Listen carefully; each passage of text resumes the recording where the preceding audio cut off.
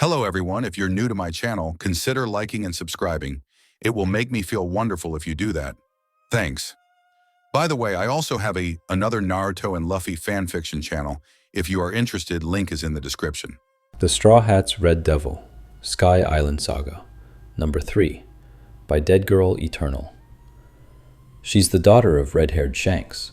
She was dropped off to live with Luffy. She met Ace and Sabo, but when Sabo died, it was the last for her, as she vows to take revenge. Years later, she leaves the island and sets on adventures of her own. She soon meets up with her baby brother and travels with him, finding love in more than one place. Adios. Luffy and crew managed to avoid the White Beret's demands, but a divine messenger suddenly dragged Nami and 3 others away. Sanji lit a match for his smokes. So, they're saying that if we want our friends and ship back, we just have to come in from the front. He puffed out some smoke. So that's our ordeal and, heaven's judgment? Usopp gulped, but Dakota thought it would be a little more complicated. Yes. In Upper Yard, 4 priests who are strong beyond imagination await you. Pagaya informed them, and Dakota looked at Konis, who looked back in fear for the pirate group. Oh, then it's easy, Luffy announced, full of confidence. To put it simply, all we have to do is beat up those priests, right? You're as simple-minded as ever, little brother, Dakota joked, and he looked up, laughing. This is becoming fun, he giggled, and Dakota saw the worry in Pagaya's eyes grow more intense, but she didn't know if it was just for them. One Piece. Skypiea Arc. The remaining Straw Hats begin their journey to Upper Yard, packing what they need for their ordeal into rucksacks that Konis and Pagaya lend them, though they don't expect to see the Blue Sea Pirates again. Hey, Luffy! Usopp shouts after his captain, who rushes ahead. Wait up! Sanji yells, trying to control the rubber boy as he runs down the steps that lead to the beach. What is it?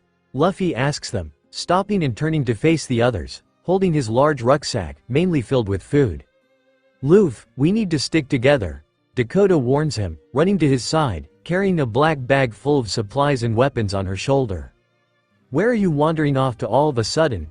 Sanji asks him, catching up with Luffy. You heard Nami. Luffy replies.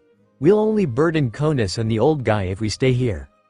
Yeah, but where are we going? He asks him again. Isn't it obvious? The sacrificial altar. The captain questions, looking at them with a severe look. How are you planning to get there exactly? Dakota asks her little brother, making Luffy ponder. Quit thinking. Sanji yells at him, seeing the gears turning inside the rubber captain's head. We just need to swipe one of those ships and take the Milky Road. Luffy announces his plan, pointing out to the White Sea. Do you see any ships we can swipe? He questions, making the captain think deeply again, angering the chef. I said, quit thinking. This isn't like the Blue Sea. You know, Usopp reminds him, pulling out the old map of Skypiea. This old map doesn't give us details about Angel Island's geography, and even how to get onto the Milky Road is a mystery. Man, what a pain. Luffy sighs and looks up the stairs to see Konis following them, and the others look back to see her, too. Everyone, Konis greets them nervously. Konis-chan. Did you come all this way to see us off? Sanji beams, looking at the blonde angel. My father asked me to help you on your way to the sacrificial altar, she informs them, and Dakota senses her unease. Oh, Pagaya-san did? Usopp questions, smiling. I'll accompany you to the Angel Island docks. Once there, I'll prepare an appropriate boat for you. The blonde angel adds, seeming nervous about what she is doing. Wow, you're too perfect. Nothing like a certain scatterbrain, I know, he replies jokingly. That's for sure, Luffy agrees, smiling. I was referring to you. The sniper yells at him, swirling around to look at the captain.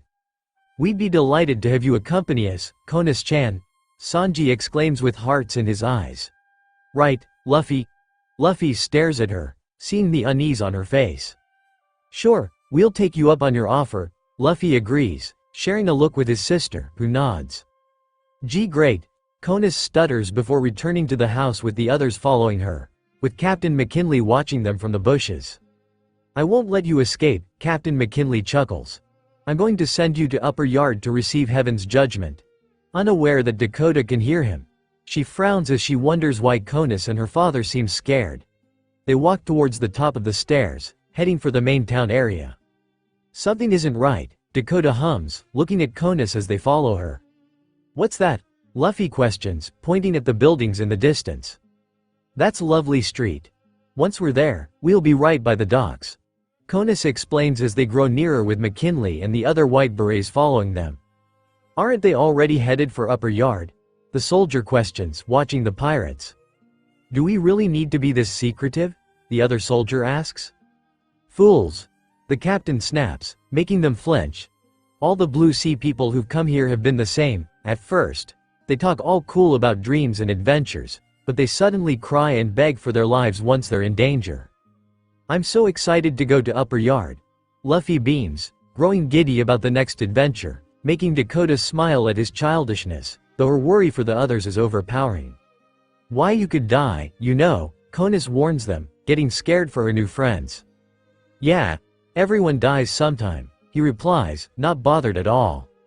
You're not concerned? She asks him. Nope, I'm excited, the captain grins, making Sanji and Usopp beat him up a little on the steps. Usopp rages. Quit laughin', Sanji snaps at him, and Dakota moves to stop them. Worry about Nami-san and Robin-chan, will ya? And the Going Merry and Zoro and Chopper, too, he adds, both of them kicking their captain. Please stop, he's learned his lesson, Dakota tells them, pulling them away from a beaten-up Luffy. Sorry, Luffy mutters, and Dakota picks him up, dusting him off before heading into the town. One Piece. Skypiea arc. The group heads into Lovely Street with Conus leading them, and they look around in awe at the fantastic place. Wow! This place is great, Luffy grins, glancing around at the buildings. Lovely Street is the only downtown area on Angel Island, Conus tells them. Check it out, he runs off, looking around with excitement. The stores are floating. They've been built using the qualities of Island Cloud. She informs him as he looks at the high shops that float on clouds above their heads. Wow! Any yakiniku shops? The gluttonous captain wonders, and they continue walking down the street, getting dodgy looks from the locals. Please, just go straight there, just get out of here. The Angel Island residents all think as they give a wide berth in the street for the four pirates and Conus. Is it just me, or is everyone avoiding us? Usopp questions, stopping and looking at the scared locals. Can't blame him. Sanji comments. Word's probably already gotten out that we're criminals. Yeah, you'd better get used to it, Dakota remarks, walking past him. This feels great. All of downtown to ourselves. Luffy laughs, walking behind Conus happily. All the angels are avoiding me, he grumbles, and they walk past Captain McKinley as he crawls through the alleyway. Oh, there sure is a lot of weird stuff for sale, the Rubberman says, inspecting the fruit stand and poking the strange fruit on the stand, making it blossom. Ooh! If only I had money. Is a treasure payment plan okay? Luffy asks the shopkeeper, who is cowering behind the stall, and declines his offer. Luffy walks away, following the others and accidentally tugs on one of the ropes that leads to a floating shop. One Piece.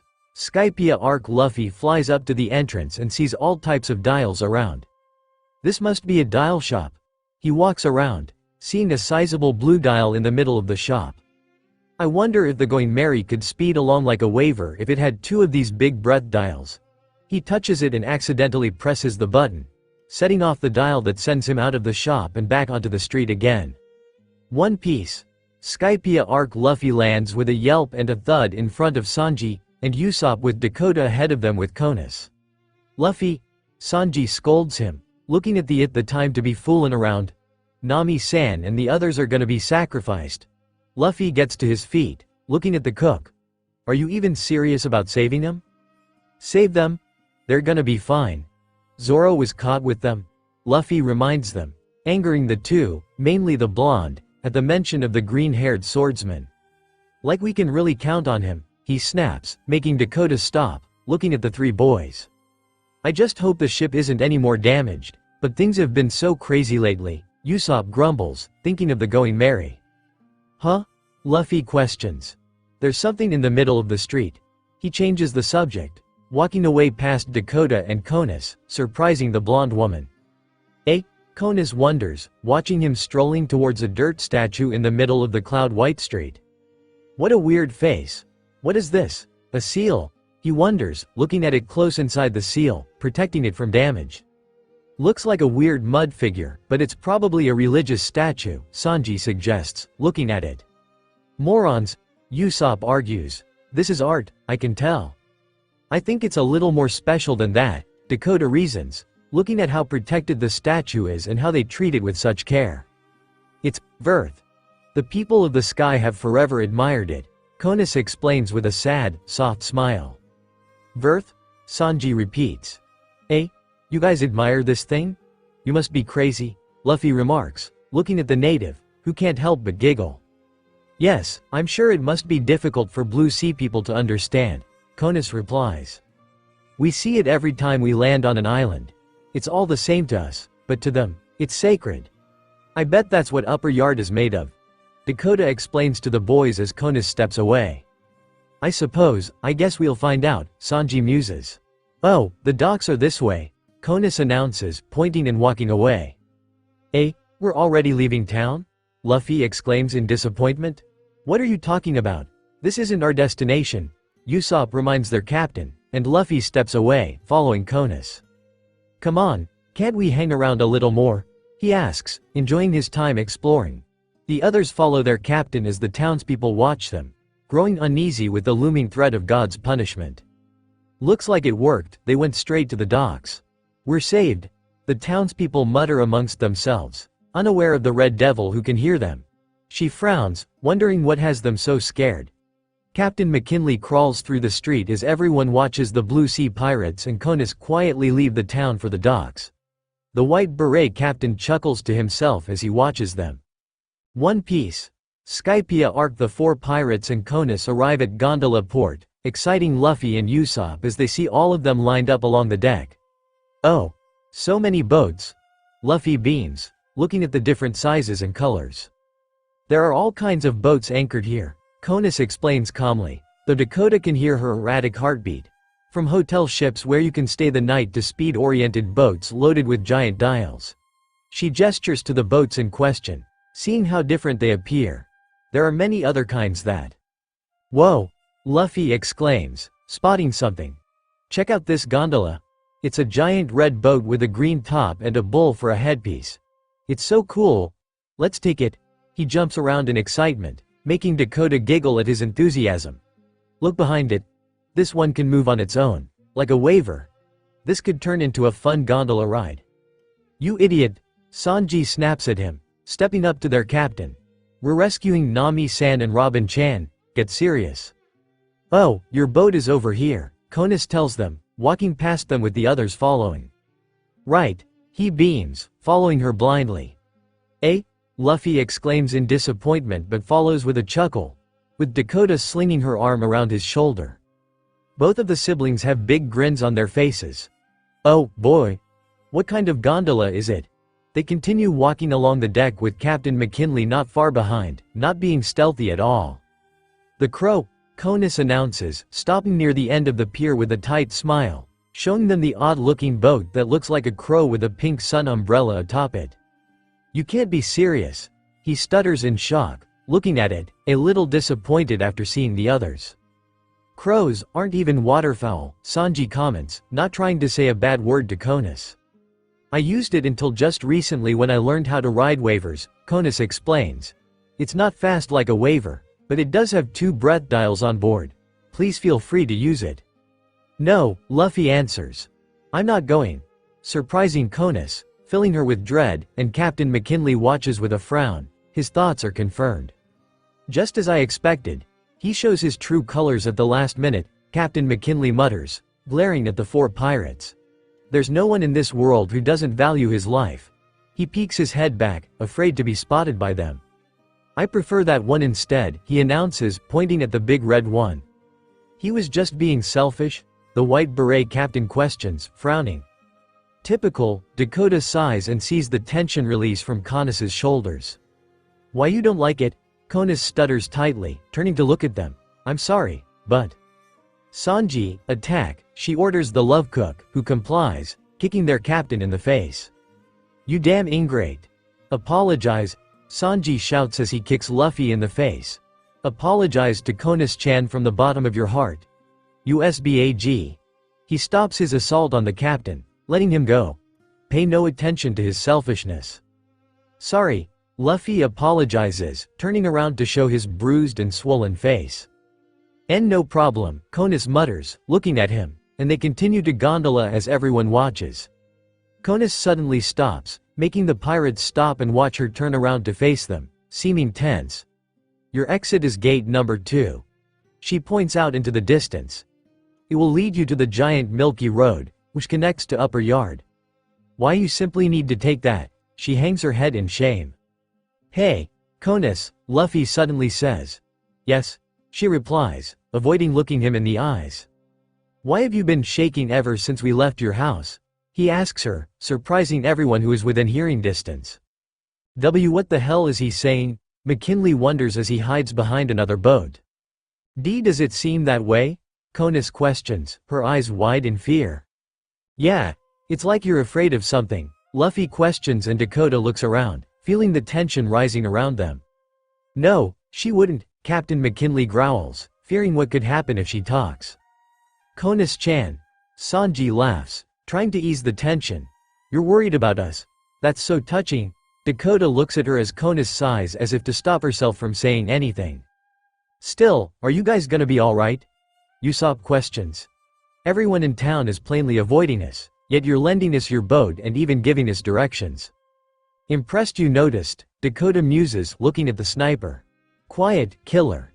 Doesn't that make you our accomplices? He wonders, turning back to the blonde angel. Say, you're looking pale, too, Luffy comments, stepping closer to her. And you're sweating, too, Dakota adds. You should have told us if you were that scared, he tells her, caring for his new friends. We would have come on our own. No, Konis denies. She struggles to say it, taking a deep breath as everyone watches in fear. It's not what you think. She wouldn't, an onlooker mutters, fearing what will come next, all of them fearing the power of God, and what he will do to those who sin. Don't say anything you shouldn't, Captain McKinley warns her under his breath. It's strange, isn't it? Konis questions rhetorically. Explaining the route to your ordeal, guiding you here myself. It's like I want to lead you there despite saying how terrifying it is. The townspeople want and Captain McKinley can't hold it anymore.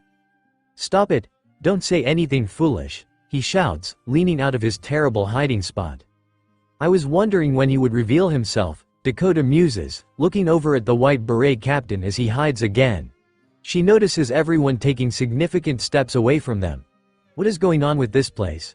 She mutters, looking around, feeling the hair on the back of her neck stand up as if something terrible is about to happen. Don't tell me they're all, Sanji mutters, looking at the residents as they stand far away. Luffy looks at Konis, who seems on the verge of tears as she remembers what her father told her to do and feels the guilt of leading their new friends to their deaths. One Piece.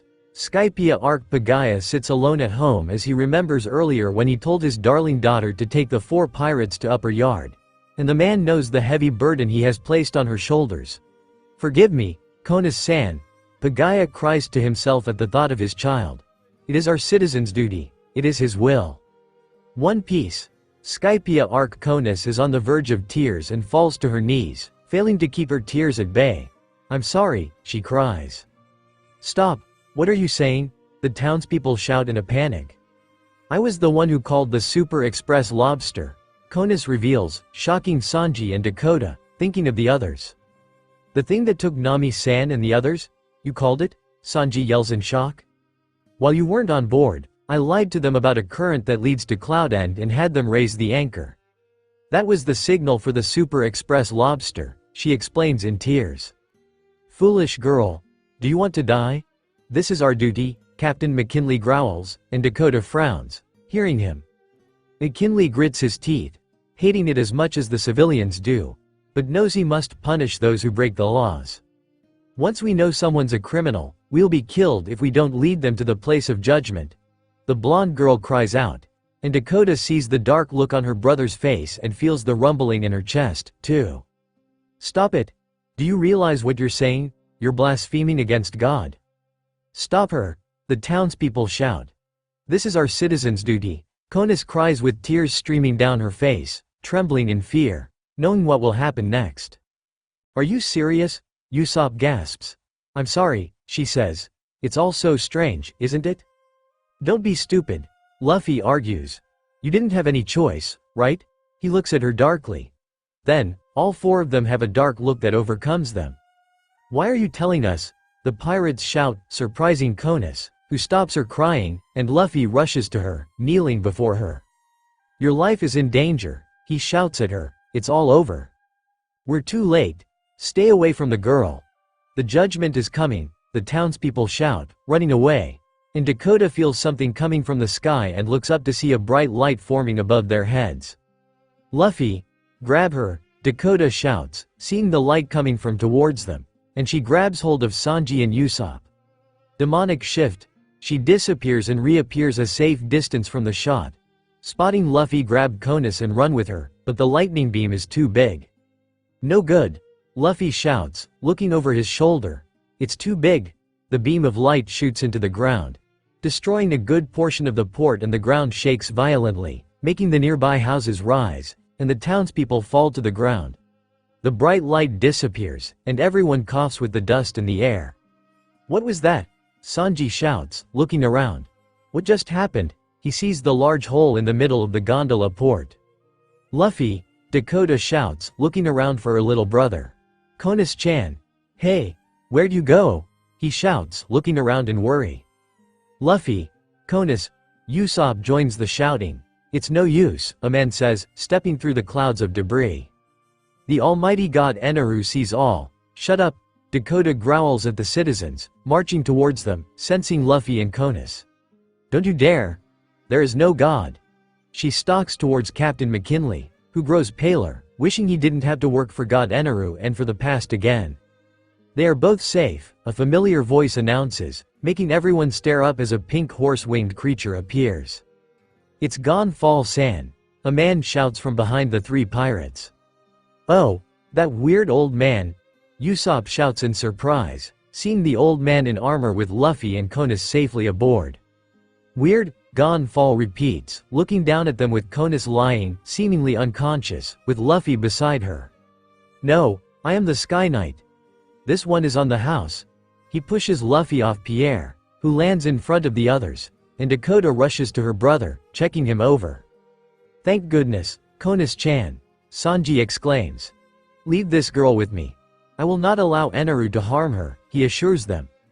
Right, Luffy agrees, straightening himself with Dakota's help. You know this land's true nature, as well as God's power. What will you do now? The Sky Knight questions, looking at the captain. This land is none of our business, he argues. Our friends are on God's island. I see, may luck be with you. Gon-Fall replies before flying away. One Piece. Skypia Arc Konis comes to her senses as they fly through the clouds. What about them? Konis asks. They have chosen their course, he assures the young girl, knowing how much the burden has weighed on her shoulders. It is no fault of yours. I know who you are, she reveals as she hugs around his chest, not wanting to fall off. I am the Sky Knight, the old man answers, lying through his teeth.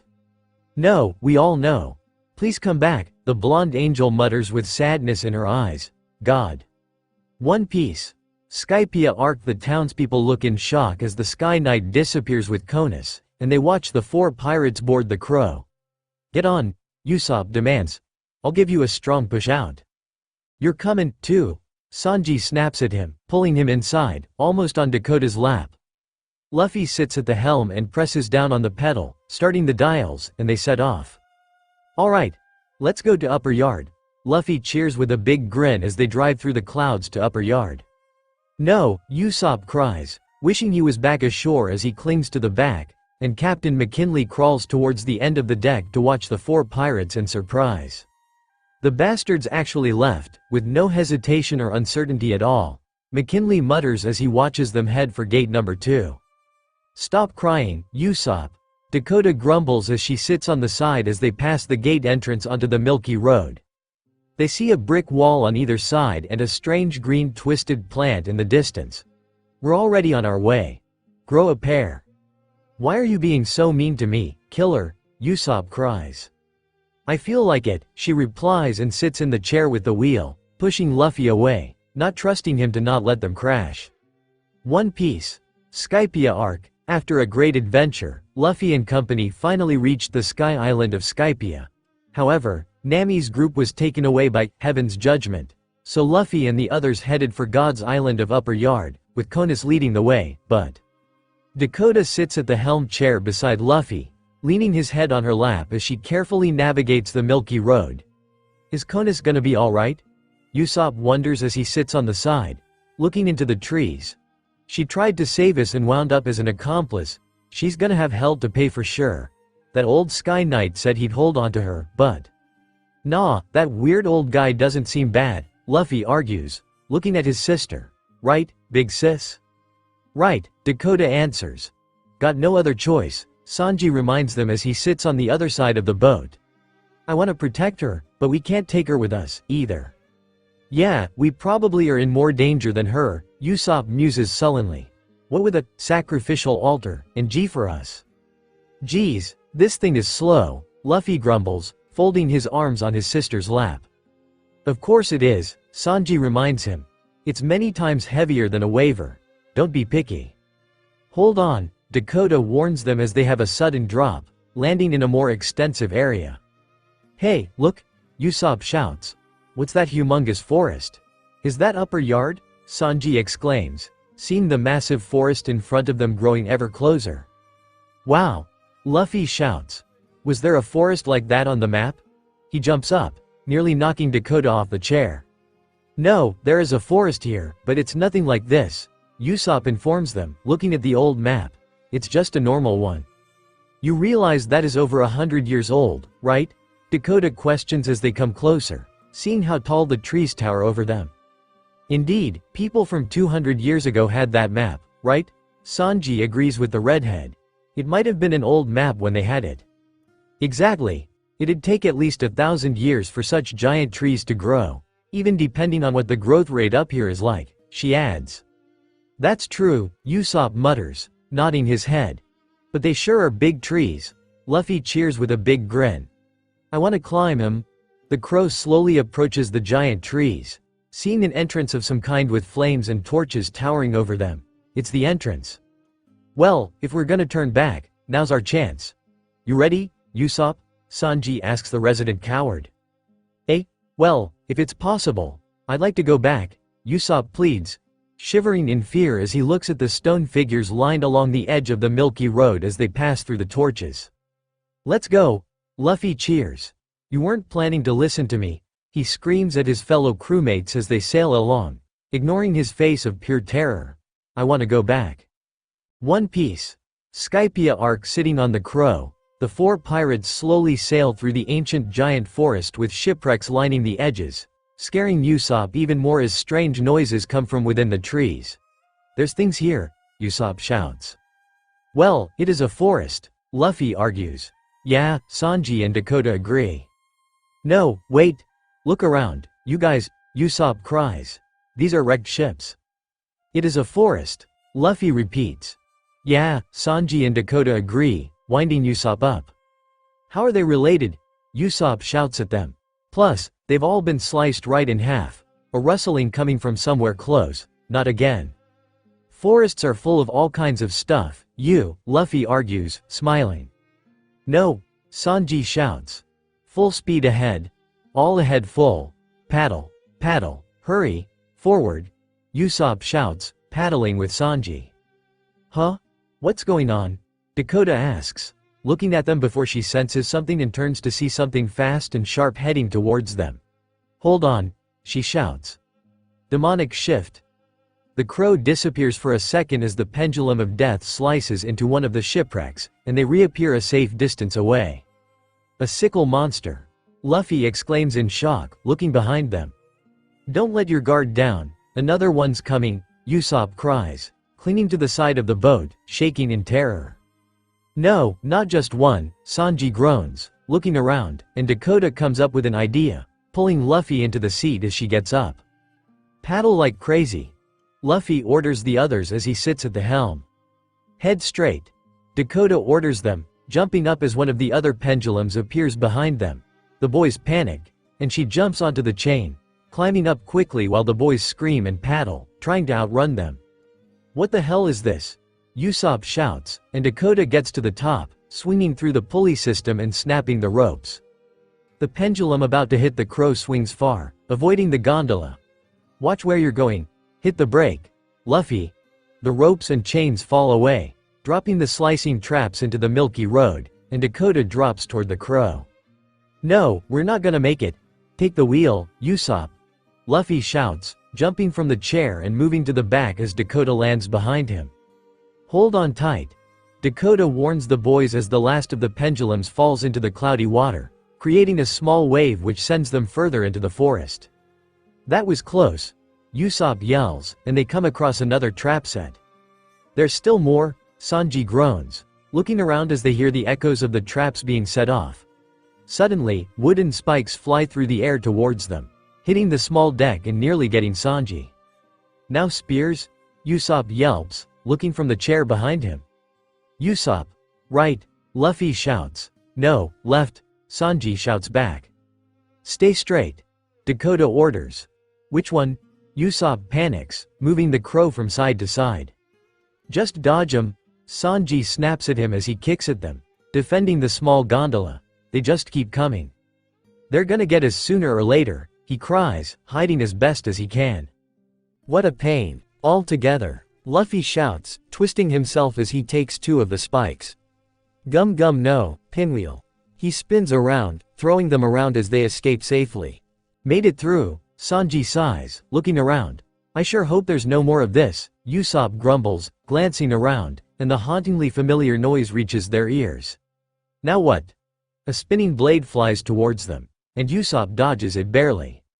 "We dodged it," Luffy beams, watching it.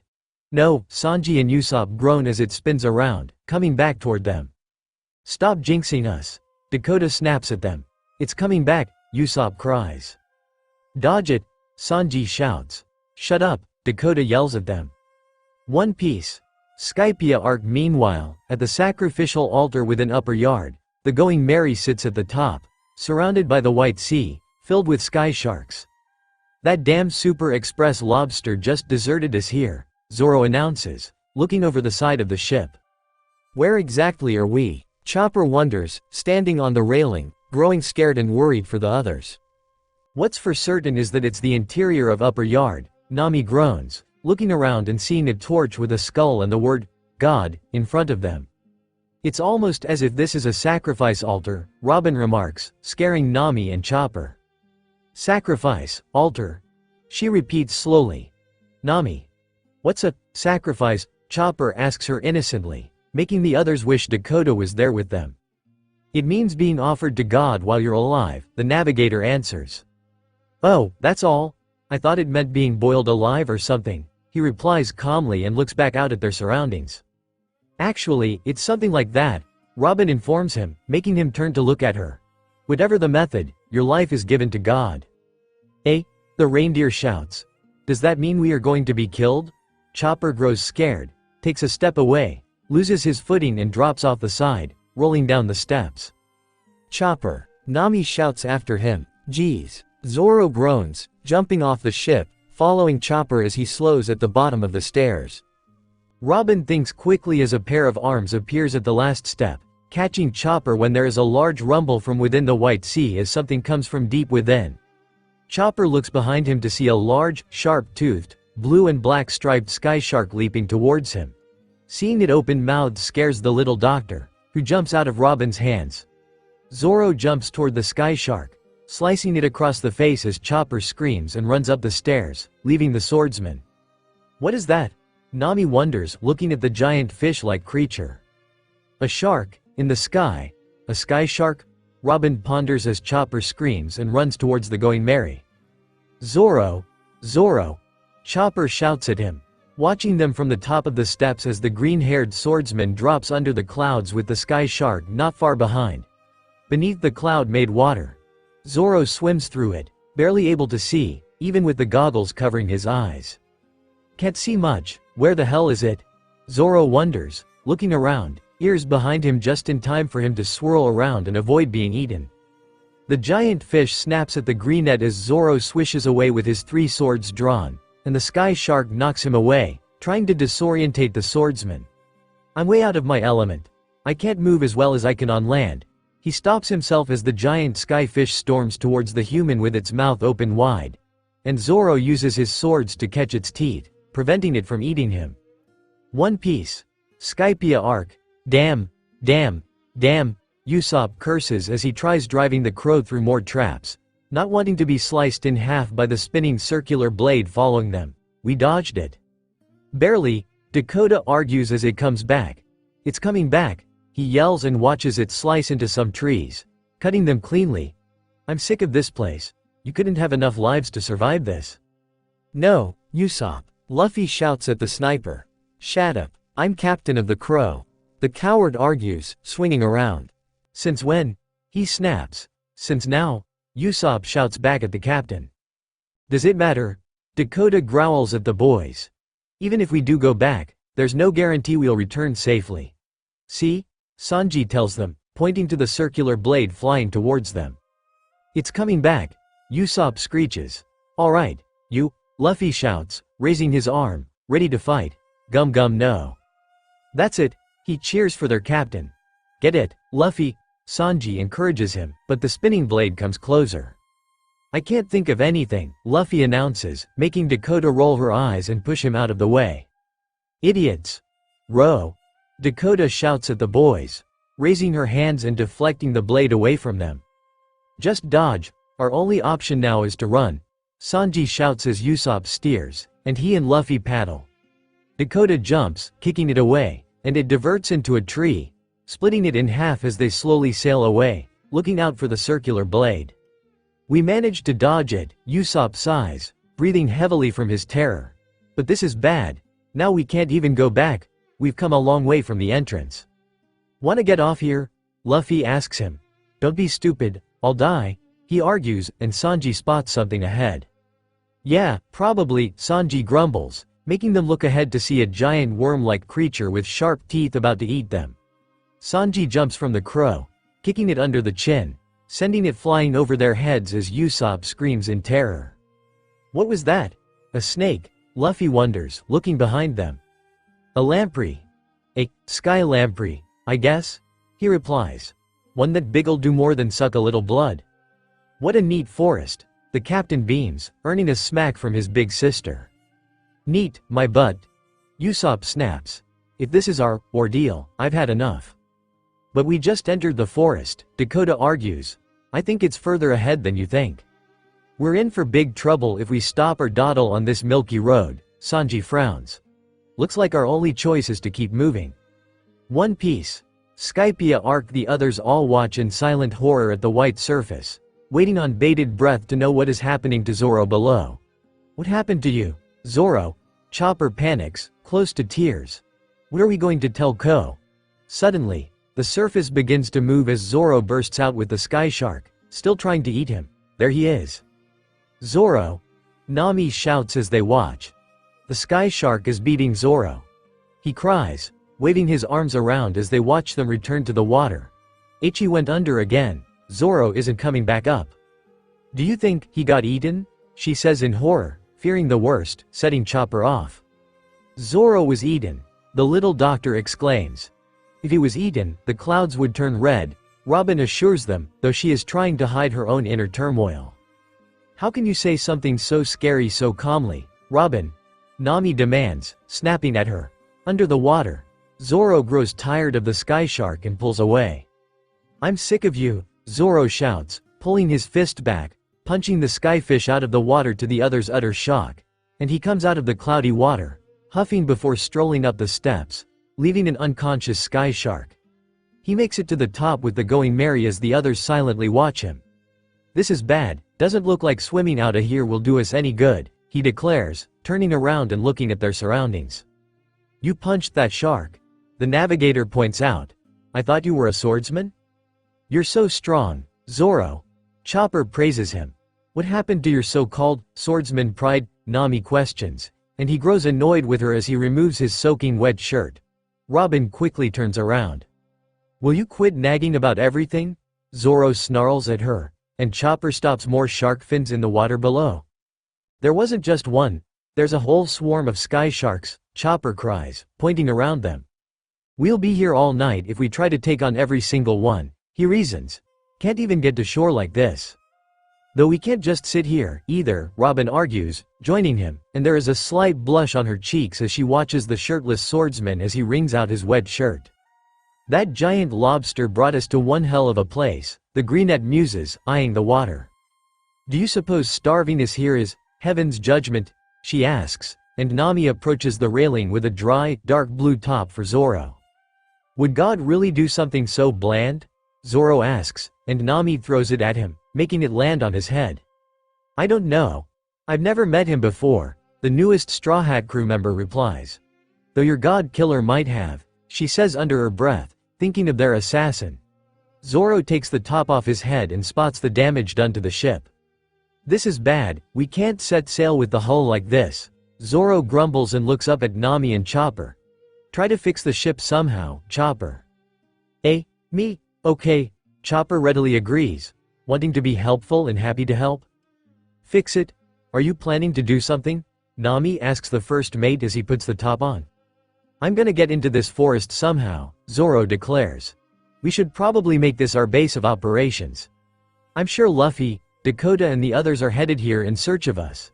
He assures them, thinking of his girlfriend, growing worried for her.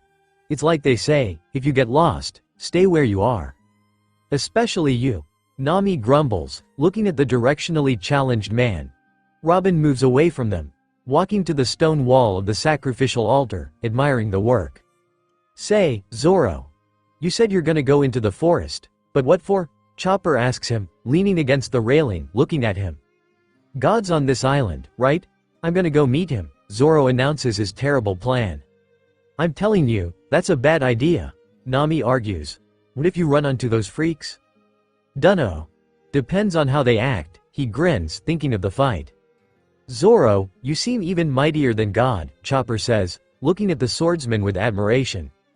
He has priests on this island, too. You know, Nami reminds him, having seen firsthand what God can do. We can't make God angry.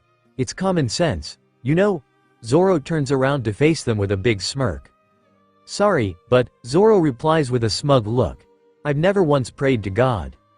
So cool, Chopper exclaims, looking at the swordsman with stars in his eyes. Don't believe in him, either. So I got no obligation to him, he adds to the little reindeer's excitement. Oh, Lord, I have nothing to do with him. Please don't punish me, Nami prays with tears down her eyes for dramatic effect. You're so awesome, Zoro.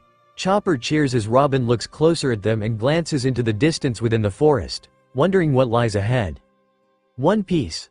Skypia arc. Meanwhile, the rescue team calmly streamed through the water on the blackbird-like gondola, wondering what lies ahead. Damn, I wish this would end already, Usopp grumbles as he steers, and the others sit around the Edola.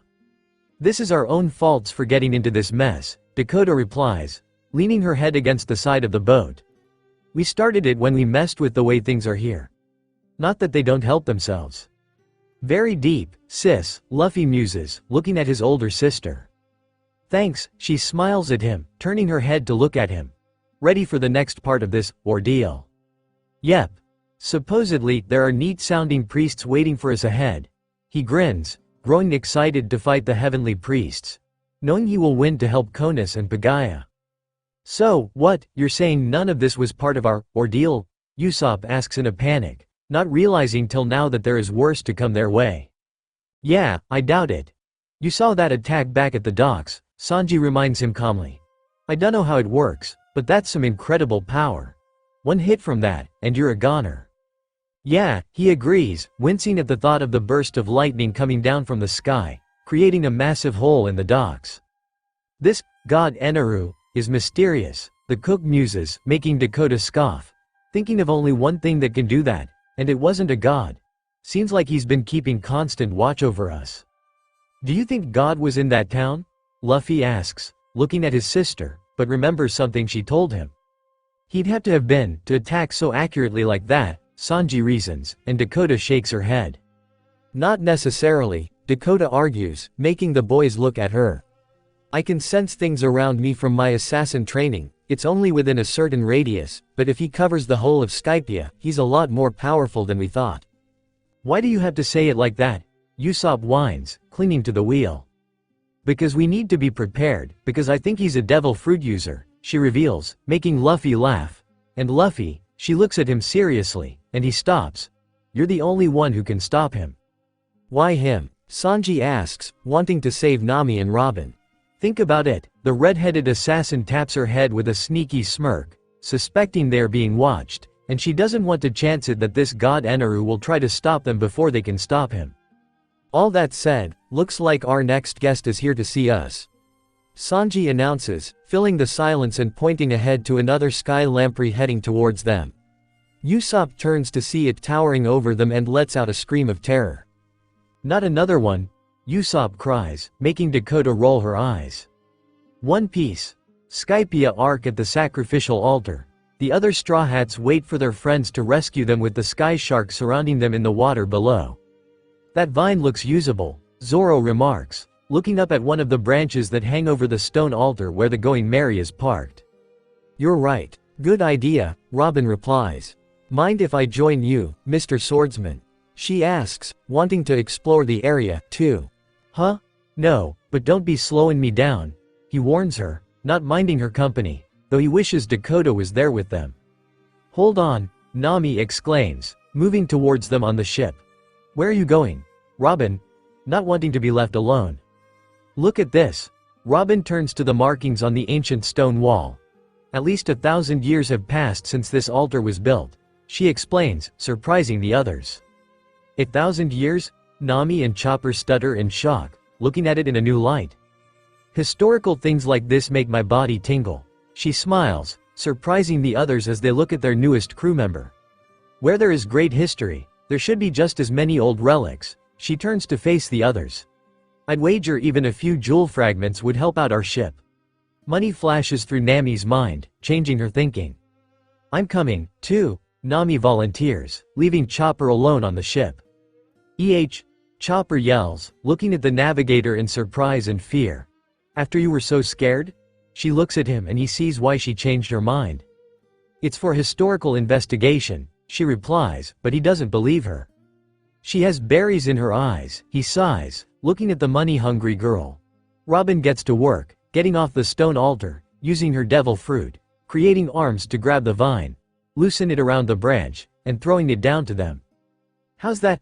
Robin asks, looking at Zoro as they stand atop the crow's nest with a few bags of supplies for their little adventure into the overgrown forest. Perfect, Zoro replies, smiling at her, though he shakes his head and grabs the vine tightly before clearing his throat. Nami and Robin look at each other in confusion as Zoro prepares himself and places his other hand around the vine tightly before jumping down, swinging over the water onto the forest ground while making a jungle call. What is that? A catchphrase, Nami wonders, looking at him in disbelief. If Demon saw that she would so dump his ass. Zoro lands safely on the ground without problems and throws the vine back for the girls. Robin steps onto the edge of the crow's nest and catches the vine, quickly jumping, leaving Nami as she swings over the unconscious body of the sky shark that fought Zoro and lost. The other sky sharks begin circling. Robin is amazing. Chopper beams, watching, being closer to the news crewmate than the others, safely stands at the ship's railing. She did it so easily, Nami mutters, catching the vine once it returns and climbs onto the edge of the crow's nest, the same as Robin and Zoro. Nami quickly tests its strength nervously. I'm kind of high up. It's about 50 meters. Mess up and you die, Robin yells, warning her as they watch. Could you please not say that? She shouts at the raven-haired beauty as the other sky sharks devour their fallen friend. I really am a goner if I fall, she whimpers, watching the water. Nami, Chopper mutters, watching her as she quivers, trying to pluck up the courage to move. Alright, fine, the young navigator decides. I'm going. Is that what you want? She jumps from the crow's nest and swings low, keeping an eye on the swarm of sky sharks below, and heads straight for a tree. Too fast.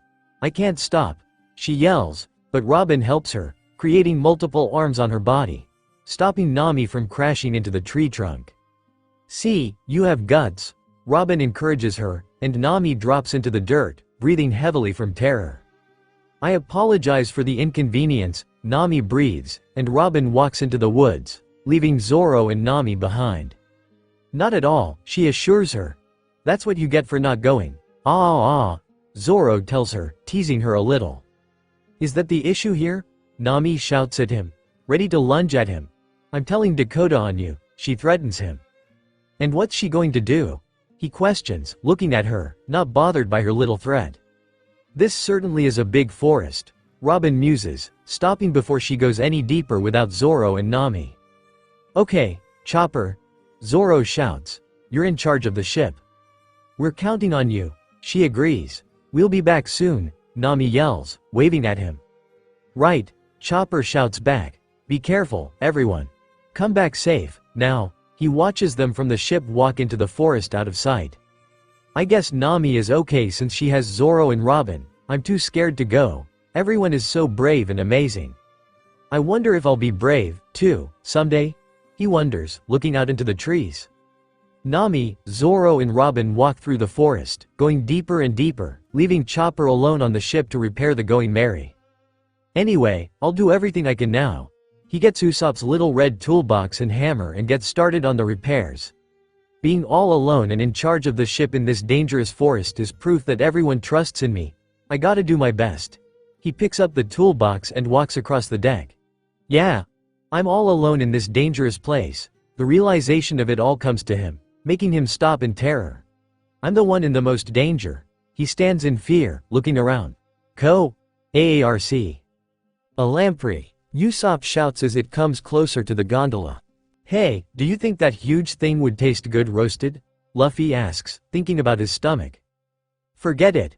This is no time for cooking," Sanji tells him, shaking his head at the gluttonous captain. "Darn. Gum no." He pulls his arm back, but Dakota beats him to it. Hellfire. Conflagration. Dakota snaps, raising her hand, sending a burst of fire at the creature. The intense flames create a hole in the middle of the sky lamprey, which goes straight through the massive lamprey, even shooting up through the trees. The hit stops the sky lamprey before it falls into the water with a big splash. Sky Islands are scary, Sky Islands are scary, Usopp whimpers, tears running down his face as he steers the boat. "Wanna get off here?" Sanji jokes, looking at the sniper, who glares back at him. "Are you stupid? You're asking me to die? I'm scared, gimme a break?" he screams at him, not finding it funny. "Stop teasing him," Dakota smirks as Luffy laughs, but he stops, seeing something ahead. "Now that's a giant," Luffy exclaims, pointing at a stone figurehead before them with 4 smaller ones that seem to lead somewhere. "No, that's a statue," Sanji confirms, squinting. "Oh, but it's a total dead end, isn't it, sis?" he asks, looking at his sister. Akuma no human demon form. Eyes from hell. Dakota closes her eyes and then opens them, looking at the 4 entrances and seeing writing on the top. "No, there are 4 entrances. This must be the start of the ordeal Kanis and Pagaya were talking about. Don't tell me they each lead to different places?" Sanji grumbles, glaring at them, reading the top. The first one on the far left reads, Swamp Ordeal. The second reads, Iron Ordeal. The third reads, String Ordeal. And the final one on the far right reads, Ball Ordeal. "Not likely. They should all lead to the same place," the red-headed woman argues. "Swamp Ordeal," Usopp reads as they get closer. "Iron Ordeal, String Ordeal, Ball Ordeal. Are we allowed to go in any one?" Luffy laughs, pointing, not getting scared at all. "Is God trying to play games with us or something?" Sanji groans, wanting to get to Robin and Nami faster. "4 ordeals, which do we choose?" Usopp asks the others as they get closer, needing to decide quickly, or it will be too late. "Don't tell me they each lead to different places?" Sanji grumbled, glaring at them, reading the top. The first one on the far left read, Swamp Ordeal. The second read, Iron Ordeal. The third read, String Ordeal. And the final one on the far right read, Ball Ordeal. "Not likely. They should all lead to the same place," the red-headed woman argued. "Swamp Ordeal," Usopp read as they got closer. "Iron Ordeal, String Ordeal, Ball Ordeal. Are we allowed to go in any one?" Luffy laughed, pointing, not getting scared at all. Is God trying to play games with us or something? Sanji groaned, wanting to get to Robin and Nami faster. 4 ordeals, which do we choose? Usopp asked the others as they got closer, needing to decide quickly, or it would be too late. One Piece. Skypiea Arc Zoro's group. They roam the massive forest floor, climbing over the huge trunks that reach their waists. Where is this god, anyway? Zoro wonders, stopping to let Nami and Robin catch up as he leads the way through the dense trees. If he's a god, he might have already foreseen our actions long ago, Robin suggests calmly and deadlily. Things'd be a lot faster if he came to us, he ponders, resting his hand on the hilt of his favored sword. I'd rather he not show up, Nami argues, jumping down. How many times do I have to tell you? The god on this island is horrible. She thinks about what she saw before on Upper Yard. The same burst of light raining down from the sky and obliterating everything it touched. Oh, Lord, please stay nice and peaceful. Oh, and please let us find some treasure, she prays. Is that what you care about? Zoro scoffs at the greedy woman and moves towards the riverbank. Anyway, walking along the river won't get us anywhere. We should cross and check out the other side. Yes, Robin agrees, looking over at the other side of the ground. But how? Nami wonders, moving closer. Use a vine to swing across like before. Or do we climb a piece of the ground tumbles away, making her lose her balance as she falls toward the river. A sky shark appears from the water, opening its mouth to swallow her as Zoro and Robin watch in horror. But the swordsman acts quickly, kicking it away as he pushes Nami away. Robin grabs Nami, using her devil fruit, sprouting arms at the base of the tree, catching her before she collides with it. Damn, the greenette groans. They're here, too? Forget it. I am not crossing this river. Nami rejects his idea, shaking her head and looking out at the sky shark-infested river with the one Zoro just kicked on the other side. We'd pretty much be feeding ourselves to the sky sharks. But there's no guarantee we can get across even if we keep walking along the river, Zoro argues, wanting to explore some more. I said forget it, she declares loudly, looking up at him as she sits on the ground, not moving till he agrees. If you're gonna go, then you can go alone, Zoro. If you're that scared, you shouldn't have come in the first place, he snaps, growing frustrated, leaning over at her, both too stubborn to budge. Say, this ground, Robin says after jumping down to get a closer look, having spotted something. What about it? Nami asks her, watching the archaeologist shift her hand through the soil. It's dirt, she answers simply, looking up at them. Of course it is. It's ground, the young navigator reasons, not seeing what the older woman sees. This is a sky island, the raven-haired beauty reminds them. You're right. It isn't all fluffy, Zoro agrees, thinking about it and remembering how it left when they first arrived and tests the hard ground. Nami questions, looking at the ground closely. Oh, right, sky islands are made of island cloud. She rubs her hand against the dirt. It feels like such a long time since I've touched dirt like this. She looks at it closely. Why is this island different? In any case, it's certain that this is an unusual sky island, Robin reasons, looking around. Looks like checking into it might be worth a lot. One Piece. Skypiea Arc Luffy's group. They slowly approach the 4 entrances to the ordeals the Straw Hats will face. So, what do we do? Usopp asks the others, glancing over his shoulder. Alright. Luffy decides instantly, pointing to the one on the far right. Let's go with Ball. Why's that, Luffy? Dakota asks her little brother. It sounds fun, he answers, making her giggle at his goofy response. That's your reason? These are ordeals. Usopp snaps at him. They're not gonna be fun, no, but I agree with Ball, it's the only one that doesn't sound too violent. He stares at the other 3 entrances. I mean, swamp, makes me think of. He shudders, imagining himself sinking into a swamp. Sinking all alone? Dakota questions, quirking an eyebrow at the cowardly sniper. Yeah, I get the feeling that once you sink, there's no coming back up, he shivers, looking at his lap. Then what about iron? Luffy asks Usopp. Denied, Usopp instantly shakes his head. That sounds totally bad. Then what about string? Dakota asks him. It sounds easy and not too bad at all, but he thinks about it. High up, he yells suddenly. And no, its easy sound makes it seem suspicious. He looks at the last ordeal and imagines a giant red ball chasing after them down a slope in the milky road. It sounds round and soft, but it's the most likely to be a trick. We really need to think this over. There's no time to be wishy-washy, Sanji argues, knowing they don't have much time to stop and think it through as they approach the entrances. We're already there, anyway. Let's go with ball, Luffy decides instantly, cheering happily. Alright. Usopp stutters. Guess I'll go with Luffy's hunch on this one.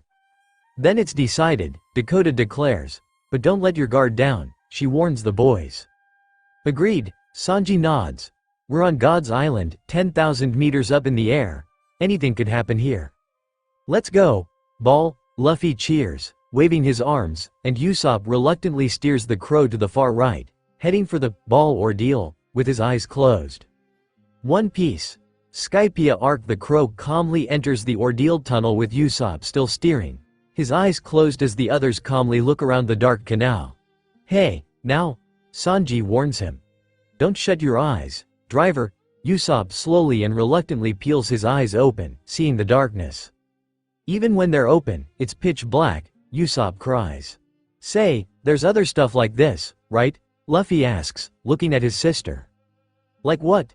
Dakota questions, sitting on the wooden deck, leaning her back against the side. You know how there were 4 entrances? Maybe one of them was the right one, and the others were wrong? He reasons, but Dakota shakes her head. What? Don't say that now, Usopp shouts at him, looking through the darkness at him. What happens if we choose the wrong one? If it's the wrong one, the captain ponders. Maybe we'll fall off the Sky Island. Don't be stupid, he screams through the pitch black tunnel. We can't fall off. It's 10,000 meters to the blue sea, you know. Well, you've set him off. Dakota rolls her eyes, spotting a light in the distance. You could reflect on your life multiple times on your way down. Even falling has its limits, the sniper keeps screaming. Quit being idiots. Sanji scolds them, growing bored of them already. That's obviously not gonna happen. One Piece. Skypiea arc. As Sanji says this, the crow pops out the end of the dark tunnel and finds themselves sailing off a ledge of the Milky Road. There's a moment when all of them look in shock as they cling to the gondola. You're saying? Dakota screams as they fall towards some clouds, their hearts beating like loud drums in their ears. No, Usopp cries loudly. You gotta be kidding me. The group screams as they fall through the air but luckily land back on the Milky Road again with a massive splash. The splash makes a loud crash and start in the trees as they fly away. We're alive, Sanji whizzes, trying to catch his breath from the screaming fit and near-death experience moments ago as they stream through the forest. I seriously thought we were gonna fall 10,000 meters, Usopp whimpers, leaning against the seat in despair, tears running down his face. It's all because you said misleading stuff, Luffy, the love cook shouts, kicking a laughing Luffy on the head. That was scary. Luffy just laughs, not minding Sanji taking his anger out on his face. I thought I was gonna die. Please stop it, Dakota groans, wiping her hands over her face, trying to steady her racing heartbeat. Still, what is this place? Sanji wonders calmly after lighting his cigarette and taking over, moving Usopp away from the chair so he can cry in peace. They're balls, Luffy answers, looking around. Dakota moves her hand away from her eyes to see the forest full of white balls floating around. They are seemingly harmless, but she can sense something dangerous all around her, which is messing with her hockey. They're small, island cloud balls, he muses, looking around them at the hundreds of balls floating around the forest. Awesome. The rubber man chuckles. It's like big snow. What a weird place, it's so neat. The Milky Road leads above the trees, Dakota comments, looking ahead and wanting to escape quickly before anything else happens. But what part of this is an ordeal? Luffy wonders, calming down, looking at the balls as they pass. Who knows? Sanji replies, keeping his eyes ahead. It'd be great if there's nothing at all, but I doubt that's the case. Maybe we got the right entrance, he exclaims, looking at the others. I bet if we chose the wrong one, we'd be in trouble right about now. Why yeah, Usopp whimpers, moving from his cowering position. You might be right. Right? The captain agrees, looking at the cowardly sniper. Idiots, don't let your guard down. Dakota warns them. We're already in trouble. Exactly, Sanji agrees with her. Would you really let criminals get off free? Give things some thought. There might be traps like earlier, stay sharp. There is, we need to keep moving, she warns them, feeling something moving towards them. I'm thirsty, Luffy announces. Let's have some tea. Huh? Usopp perks up. Yes, let's open up the rice crackers in your bag. Ooh, good idea. He agrees, rummaging through his bag of treats and snacks. You guys, Sanji growls, gritting his teeth at their naivety. Come on, just one rice cracker. The goofy raven-haired teen exclaims, wanting to relax after their deathly moment. Yeah, let's eat, Usopp cheers, wanting to ignore what's happening around them. No, Sanji snaps at them. Listen, I'm gonna keep steering. You guys keep watch on both sides. He orders the boys, making them grumble to themselves.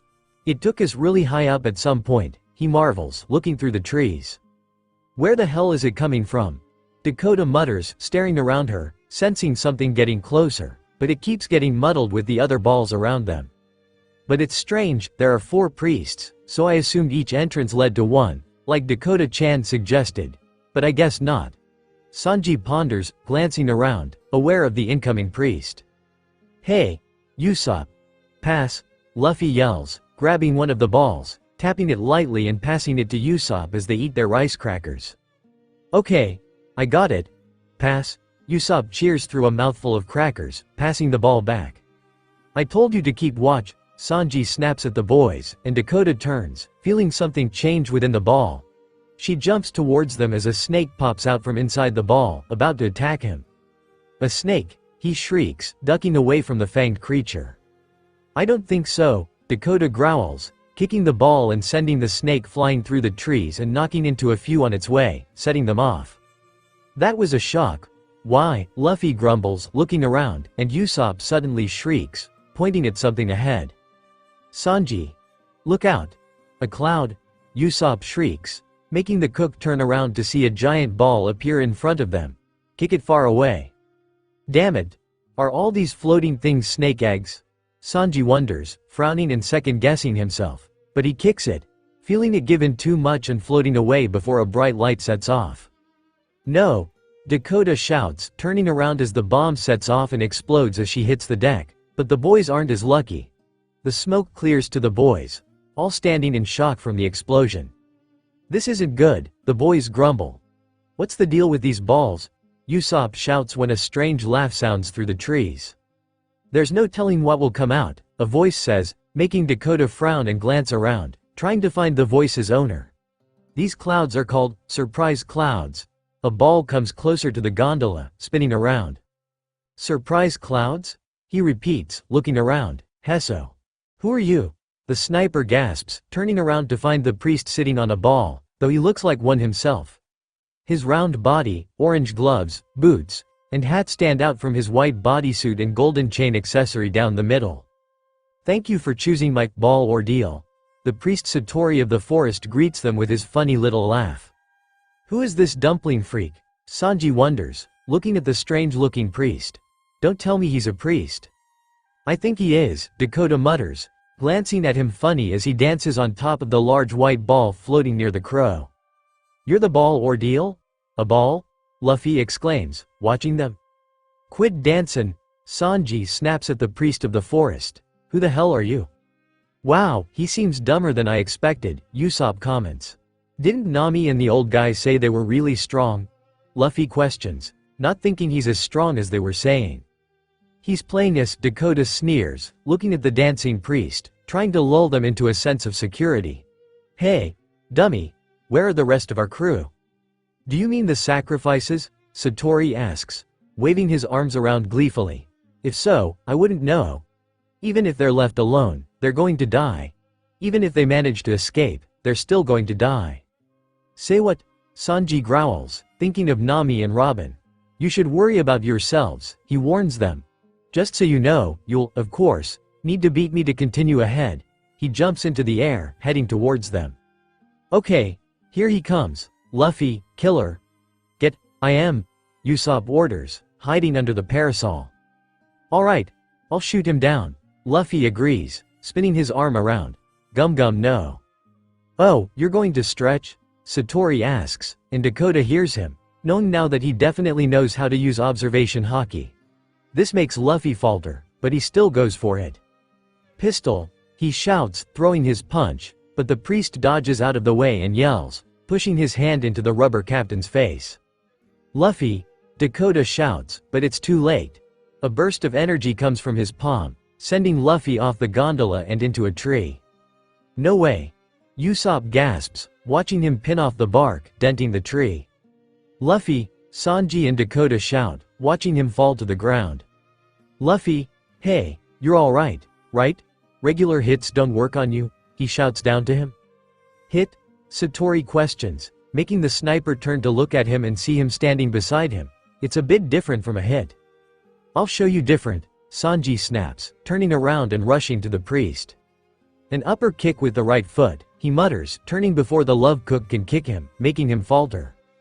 Collier. What? The cook questions, kicking the air as the priest jumps out of the way. Only the well-trained are given the power of mantra. Satori smirks and Dakota groans, knowing the fight will be brutal, even more so now. Impossible. He predicted my movements?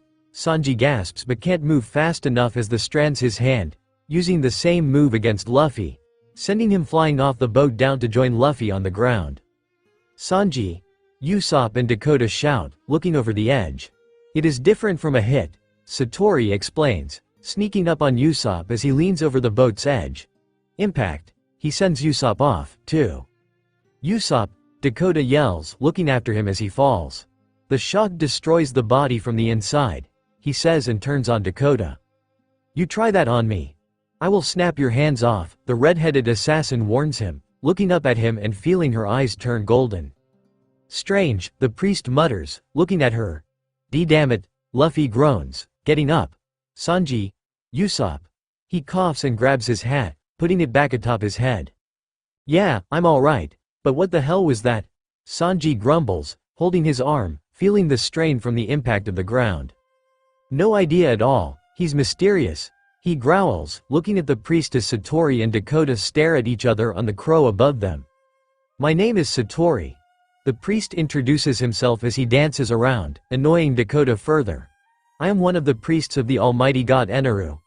I own the Verth in this illusion forest. Good for you. I am Dakota, the Red Devil, and I kill gods, Dakota replies with a sinister smirk. Illusion forest? Luffy asks, looking up at his sister. He knows how she feels about gods, he knows how deep her hatred for people who call themselves gods goes. You will not touch almighty god Eneru, you lowly blue sea dweller, Satori growls, glaring through his round, yellow-tinted glasses. Yes? This forest. He exclaims and moves to the pedal, but Dakota moves, pushing him away. Don't you touch that, Dakota snaps at him, moving to grab a dagger but remembers she doesn't have any on her. Shit, Satori lunges at her, smacking her with his hand. Impact, he shouts, and the power from the dial in his palm sends her flying off the gondola onto the forest floor. And, the bald priest steps forward, pressing down on the pedal, making the crow take off, and jumps away onto a floating ball. Your boat will be lost in its illusion. The boat is taking off, Luffy exclaims, scrambling to his feet and running to check on Dakota as she lies on the ground, her arm at a strange angle. Your boat will now speed along this forest's milky road at random and eventually leave through this forest's only exit. Satori explains, watching the four pirates. Luffy holds Dakota to him, feeling her chest as she breathes, making him sigh with relief. I'm sure you realize it, but losing a dial boat is the same as losing your way to the sacrificial altar. So you must find and board the boat before that happens. Of course, these countless surprise clouds, and I will not allow that. Welcome to the sacred ground of Upper Yard. He dances atop the ball with his silly laugh. This is the illusion forest ball ordeal, with a 10% survival rate. 10% survival rate? Usopp gasps, looking at the round priest in shock. Great speech, really need to work on the 10% part, because it certainly won't be you that will survive. Dakota groans, getting up and breaking her arm back into place, making the others cringe at the loud popping sound. One Piece. Skypia Arc Chopper's group meanwhile, at the Going Merry atop the sacrificial altar. Chopper is screaming for the others as he panics, being left alone in a strange place to fix their ship. Zoro, Nami, Robin, Chopper keeps shouting into the forest with tears streaming down his face. "Don't leave me all alone. Please come back." He hangs his head, growing ever more scared and alone. "Who'll save me if I'm suddenly attacked now?" As if answering him, a bold sky shark leaps out of the water below with its mouth wide open to eat the tiny reindeer, making him scream as he rolls back away from the side. This is all because Luffy wanted to go to the Sky Island. He whimpers, shaking, and remembers what Zoro said about the others coming for them. Oh, yeah, Luffy and Co are coming with the others. He jumps up, feeling a sense of hope. Oh, then I just need to endure it until then. I just need to play it safe and wait for Luffy and the others. In the meantime, I'll fix the ship. Zoro did ask me to. Alright, after his little panic attack, he returns to fix the ship and uses heavy point, happily humming to himself before starting the repairs.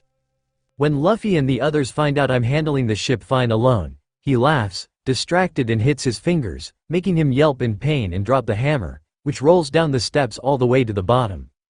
The hammer, he croaks, cradling his injured hand and looking over his shoulder at the fallen tool. He stutters, returning to his little form, looking at the top of the stairs. I have to go get it. He struggles, seeing the fin of one of the sky sharks swimming close by, but One Piece. Skypiea Arc. Luffy's group in the illusion forest. The crow floats away from the pirates as Satori teases them, dancing around doing his silly laugh. You'd better hurry before the boat goes deeper into the illusion forest, Satori warns them. Hey, we gotta go after the boat before we lose sight of it, Usopp tells them, growing panicked. If we lose it in this forest, finding it again'll be tough. He runs off, heading for the boat. Wait, Usopp, Sanji calls after him. The same is true if we get separated. He turns, looking at the siblings as they stare at the ball priest. Luffy, Dakota-chan, what about you two? You guys stop the boat, Luffy orders them, cracking his knuckles. We're gonna take care of the ball boy, Dakota agrees, cracking her neck and feeling the knots loosen. In your dreams, I'm filled with good fortune and pride, Satori chuckles, dancing around. I guess we do need someone to stop that potbelly freak, Sanji agrees, looking at them and wanting to help. Don't do anything reckless, he's got some weird powers. We'll come back once we stop the boat. Right. The siblings nod, getting ready for a fight with the ball priest. Hold it right there, ball, Luffy shouts, swinging his arm around. Grab a branch, Satori laughs, watching Luffy grab a branch above, reeling himself up. Gum gum no, he shouts, and Dakota holds her hands apart. I haven't done this in a while, Dakota mutters, closing her eyes. The same as before, Satori muses, smirking as he watches the rubber boy. Pistol, Luffy shouts, stretching his arm out to punch the priest, who quickly moves out of the way and grabs his outstretched arm, surprising the pirate captain. Akuma Akuma no demon form. Asmodeus, Dakota exclaims, feeling a purple energy form in between her hands. She claps her hands together before spreading them apart, revealing a katana with a black blade and hilt. Satori grins at the shocked look on Luffy's face as he pulls at the stretched arm, swinging him around a few times and knocking him into a tree, then lets him go, allowing him to wrap his legs around a branch. What's wrong? I thought you were going to take care of me, Satori teases with a massive smirk as he looks at the dangling Luffy. I said we will, and we will, Luffy snaps, stretching his arm to another branch. I won't miss this time, gum gum no. A fake punch, followed by a kick, he muses, looking at the boy as Luffy moves closer, swinging his leg, trying to knock Satori off the ball. Whip! The rubber captain shouts, moving away. Again. He kicks down, trying to hit the annoying priest. Gum gum no, he jumps down, heading as Dakota jumps up, her hair turning white, pale horns sprouting from her head, and golden chains dangling from her forehead and around the horns. Satori, too, focused on Luffy, using his impact dial, hitting him in the stomach and causing blood to spill from his mouth. Dakota slashes at Satori's back as he holds Luffy over his head. Ah! Satori shouts, dropping Luffy onto the forest floor. Dakota lands on a branch, looking at the angry priest, who glares at her. You evil little girl, he growls. feels his back bleed and jumps towards her. He holds up his hand and uses the dial repeatedly, making her hit her back against the tree. Sanji and Usopp run ahead, leaving Dakota and Luffy to deal with Satori. "Where is it?" Usopp exclaims, glancing around for the gondola. "Where'd the crow go?" "We gotta catch the boat, quick." He stops, huffing as he looks at the Milky Road's different paths. "Damn it, can't see from down here." The sniper looks at a tree, getting an idea. "Alright. Watch yourself, Dakota-chan." "Luffy. These priests are no ordinary people," Sanji prays as he runs with Usopp, trying to find the boat. "Let's find the boat ASAP and get the hell out of here." Dakota groans as she peels herself out of the tree, and Luffy gets up from the ground as Satori watches them. "How stubborn," Satori chuckles. "Don't be in such a rush. Stay for a while." Dakota watches, standing on a branch as the priest dances around, not seeming bothered by the two siblings trying to take him down. "Now then, where are the other two? I won't let a single one escape." He looks around and spots Sanji running along the forest floor. "Here we go." "Hey!" Sanji shouts, running along the ground as Usopp sits on a tree branch, looking through his goggles to get a better vantage point. "You see it, Usopp?" Usopp looks around the Milky Road when he spots it. "Found it," Usopp yells back. "Gimme directions." He snaps, wanting to get to the boat as quickly as possible. "Straight ahead," the sniper answers, pointing and directing the blonde cook. "Climb up the tree after the next one. You can jump onto it from the branches." "Got it," the love cook nods, running for the tree ahead of him and begins climbing as Satori appears behind him. "Yikes, it's him. What's he up to?" Usopp mutters, growing nervous at his sudden appearance and worried for Luffy and Dakota when Satori jumps, kicking a ball towards Sanji. "Look out, Sanji. There's a ball headed your way." "What?" Sanji grunts, looking over his shoulder. "What's Luffy and Dakota-chan doing?" The ball comes in fast as Satori smirks, watching, and suddenly, the ball pinballs to the side, hitting another and moving away. "Surprise billiard," Satori exclaims, and the ball slowly moves towards Usopp, who looks at it in shock. "Usopp!" He shouts for the sniper, who jumps away from the branch, trying to hide from the ball. "He was aiming for me," Usopp cries, looking at the ball as it comes closer, and his nose pokes at it. "It's gonna explode," and out pops a flower. Pop. "A dud," Satori mutters, watching Usopp fall to the ground with a thud. "Idiot!" Sanji snaps at him as Satori dances in victory. Luffy gets up, coughing some blood before spitting it out. He looks over to see Dakota in a dent not far from him in the tree. "Sis!" he shouts, rushing to her side as she groans, falling from the dent onto her hands and knees. "I'm going to kill him," Dakota growls, her hair turning a paler white, and she gets to her feet, looking at her brother. "Run," she tells him, planning to get Luffy riled up enough to work on instinct alone. "Got it," he agrees, running towards Satori once he spots the annoying priest. "Why, you?" he shouts, alerting the round man, who turns to look at him. "Gum gum no. Gatling." Luffy throws multiple punches, hitting some of the balls and throwing them everywhere. "Stop, Luffy, don't hit those balls randomly," Sanji warns him, making the rubber captain stop and watch as the balls pinball rapidly around him in random directions. What the, he stutters, looking around as he floats in the air, and Dakota sneaks closer, keeping her mind blank so Satori can't read her while he's distracted. "Oh, no, too late," Usopp cries in horror. "Look out, they're coming from all directions," Sanji shouts, watching the others and wondering where Dakota is.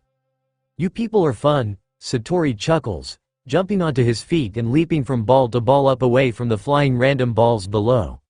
Sanji leaps away as balls come towards him. One has spears pop out, and another crab claws. "Spears! Crab!" the cook shouts as he dodges them, and below on the ground, Usopp nervously steps, but he's not safe as 4 of the balls come hurling towards him. 4 at once. Usopp shrieks, ducking when the balls hit the tree behind him in a row, sticking together. He looks at it as a pink bird pops out, calling, then another, a blue, then a yellow and finally a green. What the? Another dud, or should I say, I hit the jackpot. The 4 birds, one bigger than the other, sing off key. I freaked out for nothing. He looks at them. Huh? You want me to sing, too? Okay. Listen in awe to the one known as the singing pirate. Here goes. He turns, clears his throat and opens his mouth to sing when the smaller pink bird rings a bell. Hey! I haven't sung yet. He blinks, and suddenly, the birds surround him, and he looks in shock at them as they begin slapping him violently. Damn, Dakota mutters, climbing a tree, trying to avoid the balls as everyone is distracted, and she heads for Satori, wanting to get through this ordeal and get back to Zoro and the others. OWW. Hot? OWW. Luffy shouts, running as his ass is on fire from one of the balls that are set off, throwing balls of flame everywhere. Water. Water. Water. OWW. Hot. OWW. OWW. He jumps down, seeing the milky road below, not caring about the skyfish creature swimming. River. He falls, but the creature spots the rubber boy and opens its mouth, biting down on Luffy.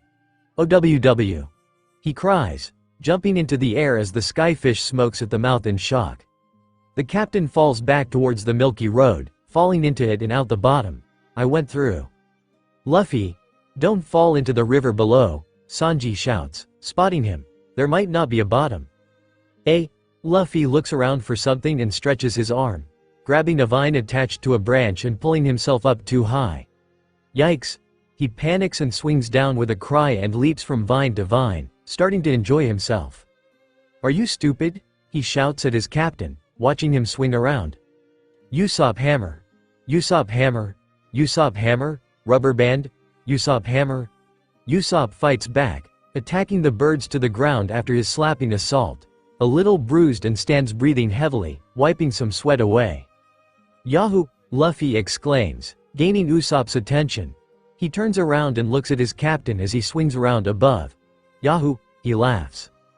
Oh, I didn't think of that. Now I can finally try it out. He muses, watching the carefree captain, and opens his man bag, grabbing something from it. Got any ideas, Usopp?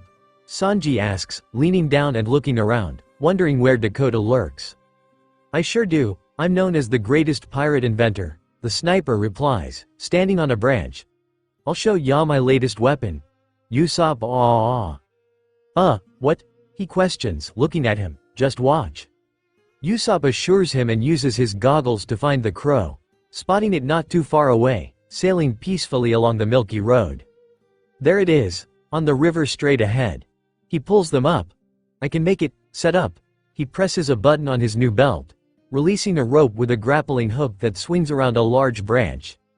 Usopp grips the rope, pulling it as it tightens around the thick branch. The ball priest watches, keeping an eye on the captain and nervously awaiting the former assassin's reappearance. What is he up to? Satori mutters, watching the sniper as he pulls on the rope, testing its strength. Alright. Now it's just a straight line to the crow, the sniper beams, not seeing the flaw in his plan. If it goes any further in, we won't be able to get it. I can't let this chance go. Wow, not too shabby. Watch out for the balls, Sanji warns him. I ain't gonna screw up, Usopp assures him. You can call me king of the jungle. I thought that was someone named George? Dakota mutters, landing on a branch above them. She watches them from the shadows as she tries moving closer to Satori, but he does not notice. He shouts, stepping back. Usopp He jumps from the branch and swings through the trees. Alright, go. He swings closer to the crow. Yes. Perfect. Get on board and stop the boat, Sanji declares, watching, but it goes wrong. Usopp doesn't have any way to detach from the grappling hook, so he swings back away from the crow. Usopp struggles fruitlessly as he swings upwards, and everyone watches. What are you doing? Get on already. Yeah, about that, he mutters. I forgot that the rope is attached to the belt, so I can't get down. Moron. Dakota growls, throwing her sword across the forest as the crow slides further away. The blade slices through the rope, and Usopp falls onto the small deck of the crow with a loud thud. Crap, crap, crap, the coward groans, trying to get up, but his back cracks a little from the harsh and sudden landing.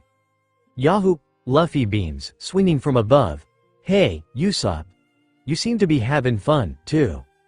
I need a word with you too, Sanji growls, glaring at Luffy, but he is glad Usopp was able to land on the crow. However, it seems the landing wasn't as soft as they were hoping. Sanji pulls the rubber boy down from the vine and beats him before taking a long-needed drag from his cigarette. Got it? I'll forget what just happened, so do as I say. Yes, I'm sorry, the captain mumbles through his swollen lips. Forget about the boat and Usopp for right now, he tells him. All three of us are gonna attack him at once. I don't care if he is a priest. If we all attack at once, we should be able to find a way to beat him. Beat me? Satori exclaims, making Sanji and Luffy jump alert after hearing his voice. They look around and try to find the priest. Where'd he go? Luffy wonders, looking around. Luffy, Sanji. Dakota shouts, seeing Satori come spinning towards the boys and landing behind the cook, who turns to see Satori moving towards him. Impact! Satori shouts, thrusting his arm at Sanji's chest and sending him backwards into the root of a tree.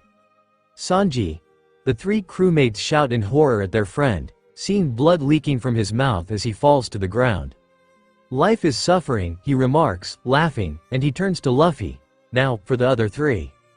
One Piece. Skypiea Arc Zoro's group Robin leads the way through the dense forest, unaware that someone is nearby, knowing the forest of Upper Yard better than anyone so young. Robin moves along with Nami and Zoro, the swordsman behind the two girls, keeping guard. Robin hops onto a large tree root and helps Nami up, joining her. Thanks, Nami gasps, looking around as Zoro joins them. The little girl notices the presence of the three blue sea dwellers and quickly rushes off, but it doesn't go unnoticed. Hey, did something move over there? Dunno, Zoro replies, climbing up the root to join them. Say, did you see anything, Robin? She asks the newer crewmate. No, nothing at all, Robin replies, shrugging. You sure it wasn't just a monkey? Zoro questions, jumping down and walking towards the girls. A monkey? I guess so, Nami agrees hesitantly. Say, do you think we should check out the other shore after all? Robin suggests, looking at the swordsman and navigator. No way, she exclaims, gaining the girls' attention. What if we get attacked by sharks again? Geez, you're hopeless, Zoro groans, shaking his head, and the girl looks at them from above before quickly running away, not wanting to get caught in Upper Yard by anyone. One Piece. Skypiea Arc Chopper's group Chopper pokes his head out from the top of the altar, looking at the mallet at the bottom step. Below that is the sea filled with sky sharks swarming around. I can't get near it like this. I promised Zoro I would fix the ship, alright. I'll do my best, too. He encourages himself and slides down the side of the steps towards the bottom step. Just don't let them notice you, gently, gently, gently, gently. Once he gets to the bottom step, he cautiously approaches the fallen mallet and finally picks it up. I did it, now I can fix the ship. Feeling overjoyed with himself, he cheers when a bird cries, spooking the poor blue-nosed reindeer. He stops himself from screaming, not wanting to alert the sky sharks, and nervously looks around behind him. However, so far, there isn't anything until a sky shark fin appears, heading towards him. The sky shark dives towards Chopper, who jumps out of the way, landing on top of the fish, which wiggles around, trying to toss the reindeer off, but it doesn't work as the sky shark flings Chopper up into the air, and luckily he lands on the deck of the Going Merry. Chopper stands, trying to catch his breath in fright and looks at the one whistle hanging from the mast. The whistle, Chopper exclaims, looking at it with hope and tears in his eyes, but he remembers what Gon Fall told them and what Nami made them promise. Chopper hangs the one whistle around his neck, feeling better with it so close. All right. Good thing this was here. Now if anything happens, the Sky Knight will come save me. But with the whistle as a last resort, he reminds himself and jumps onto the side, fired up with confidence. All right, I'm going to work hard and watch over the ship, he shouts, unaware of something drawing closer. A large purple and red bird approaches the altar with a man aboard, and Chopper finally notices them. What's that? He hops down and races towards the altar's edge for a better look. The bird rises, and Chopper looks in horror as he sees the stranger. Huh? You're the only sacrifice I get to kill? The man questions and Chop hastily grabs the one whistle, blowing heavily for help. One Piece. Skypiea Arc Zoro's group Robin looks around, noticing something strange on the ground. Cobblestones, she looks around, seeing Nami sitting as Zoro stands, looking around for anything that may jump out and attack them. We might find more clues if we follow these. She realizes that suddenly, a whistle sounds through the forest. Say, what do you think that sound was? Nami asks, jumping down and looking at the others. Dunno. Stay right there, Zoro warns them, holding his sword and clicking it open. Nami looks at Zoro and sees the serious look on his and Robin's faces. Suddenly, a sky crocodile lunges out of a milky road above at Nami, but Robin and Zoro notice the swordsman punching it away as Robin uses her arms to hold the mouth closed. I'm sick of you things. Robin releases it as the crocodile falls into the river in front of them with a big splash. What an unlucky day, Robin remarks casually. You gotta be careful, he tells the navigator, who looks at the swordsman. Thanks, Nami mutters, her heart still beating loudly from her almost death. One Piece. Skypiea Arc Luffy's group Satori jumps up, kicking a ball, which smacks into two more, and they head for Luffy, who isn't fast enough to avoid them. Luffy! Dakota shouts as the balls hit her baby brother and cause an explosion that sends him to the ground. Satori sits on another ball, grinning as Dakota jumps down from her hiding spot, abandoning her plan to kill Satori. She catches Luffy holding him tightly and looks at him with worry, brushing his hair from his face. You're a dead man, she growls, her eyes flashing gold again as a tsunami of haki waves out from her. Satori looks at her, feeling the power and death rolling towards him with such hatred and anger as Dakota glares at the priest, who feels sweat falling down his back from fear as he looks into her eyes that flash gold. One Piece. Skypiea Arc Gon Falls group far away from Upper Yard, out of God Eneru's reach. Gon Fall tends to his garden, with Pagaya sitting on the deck and Konis playing her harp. What do you think? Don't they look amazing? Gon Fall asks, looking at his two guests. Huh? Pagaya asks, not paying attention as he thinks about the blue sea dwellers that helped them. This year's pumpkins are very good, he replies, making the man look at him. Yes, I don't know what to say to express sorry. Now I am staying with you, as well, the man tells him, feeling guilty for everything that has happened today.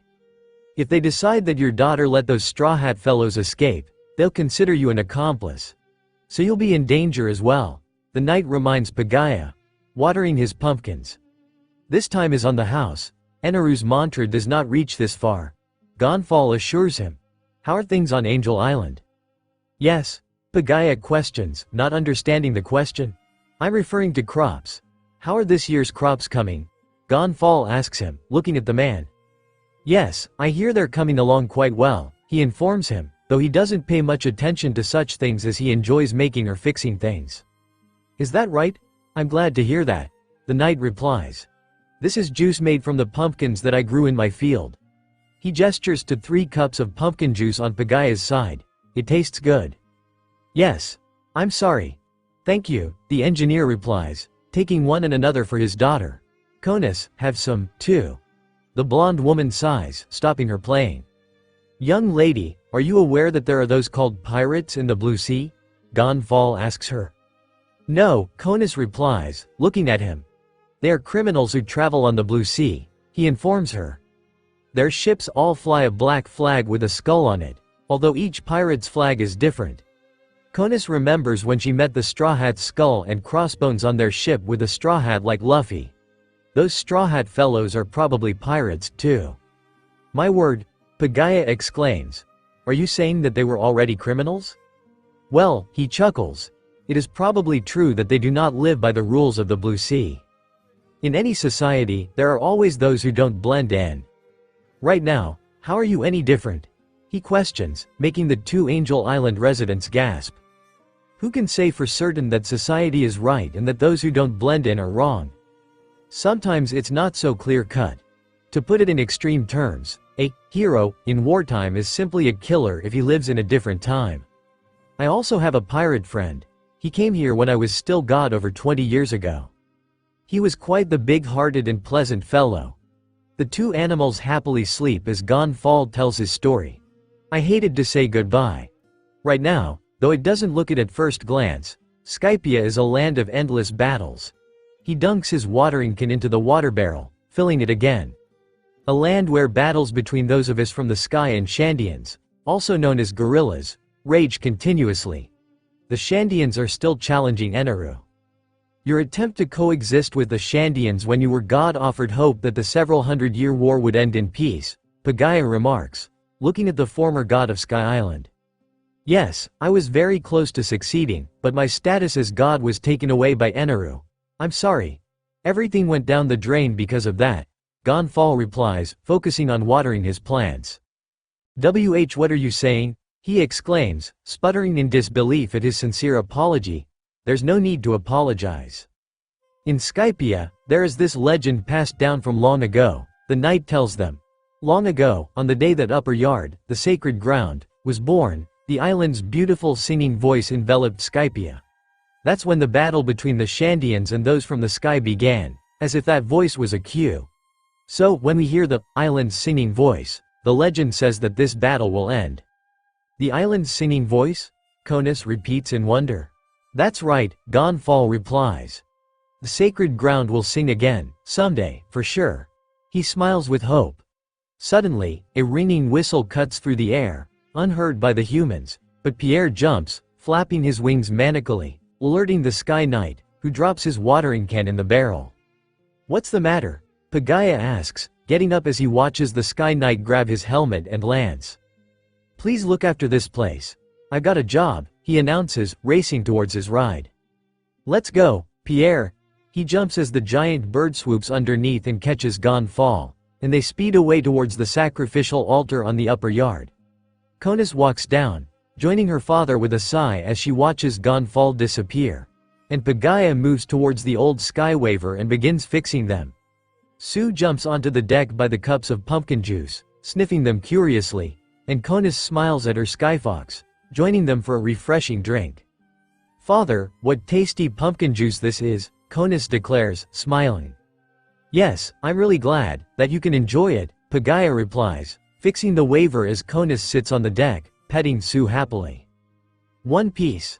Skypia Arc Chopper's group at the sacrificial altar. Chopper's wheezing blows on the whistle as he looks at the priest, who glares at him with deadly intent. Now, offer your life to God Eneru. Shira demands, raising his lance at the tiny reindeer before thrusting it at his feet. But Chopper jumps away with a silent shriek. Shira moves the lance tip across the stone, which sets it alight and spooks the blue-nosed reindeer. Fire, Chopper questions in shock as he looks at it. Why do you struggle? He snaps. There's no way that you can escape death, die gracefully. His bird raises his head and opens its mouth with a funnel of flames aimed at the tiny reindeer, who screams and ducks out of the way. The fire spread onto the ship, landing on the side. The ship is, the doctor shouts in horror. HMPH. So he's gonna get big, the priest muses, looking at the blue-nosed reindeer as he grows larger and jumps onto the side. Chopper rips the ropes from the fire, making the mast tilt from the sudden loss of security. Darn it, come on, Chopper shouts, stamping his feet on the fire to stop it from spreading. Hey, why do you care when there won't be anyone to get on board? Shira wonders. You and your friends cannot escape death. Who the hell are you? Stop it, don't harm them. He snaps at the priest, who lunges at him, but the reindeer grows small again, dodging the sudden attack.